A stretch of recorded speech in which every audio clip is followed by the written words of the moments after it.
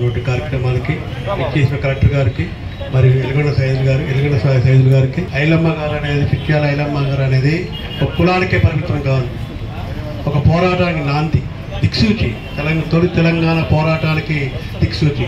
అందరూ ఒక కులానికి ఆస్వాదిస్తున్నారు కానీ కాదు. ఎందుకంటే రజాకారుల టైంలో అంటే మన ఈరోజు స్వేచ్ఛ స్వాతంత్రాలు, కోర్టులు, పబ్లికేషన్లు, చట్టాలు ఉన్నాయి.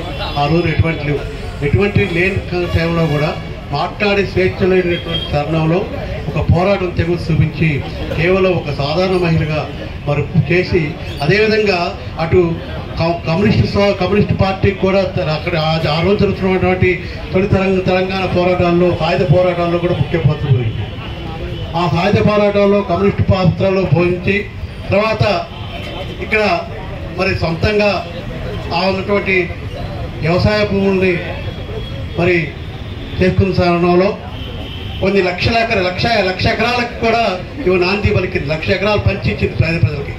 కాబట్టి అటువంటి బహుజన నాయకులకి తెలంగాణ పోరాటం దిక్సూచి. అందుకనే ఐలమ్మ గారిని ఏంటంటే ఈ రోజు వరకు కూడా తొలి తెలంగాణ పోరాట దిక్సూచిగా ఆవిడ పేర్కొంటారు. కాబట్టి ఇక్కడ మరి బహుజన నాయకులు ఎంతోమంది స్వాతంత్రం రాకముందు, స్వాతంత్రం వచ్చాక, తెలంగాణ ఉద్యమం, భారతీయ స్వాతంత్రంలో, తెలంగాణ సాయుధ పోరాటంలో అన్నిట్లో కూడా బహుజన నాయకులే పాల్పంచుకున్నారు. కాబట్టి వాళ్ళు చేసింది ఏంటంటే మేము పోరాడుతున్నాం, మీకు స్వేచ్ఛలు ఇస్తున్నాం, ఈ స్వేచ్ఛల ప్రకారంగా మీరు ముందుకు పోండి అని చెప్పడం జరిగింది. కానీ ఈరోజు బీసీ నాయకులందరూ కూడా ఐక్యతగా ఉండాల్సిన అవసరం ఉంది. అదేవిధంగా మరి ఈ ఐలమ్మ గారి సేవలను గుర్తుంచుకోవాలని కాంగ్రెస్ గవర్నమెంట్ గారు కోటి యూనివర్సిటీ ఉమెన్స్ కళాశాలని ఇవ్వడం చాలా హర్షించదగ్గ విషయం.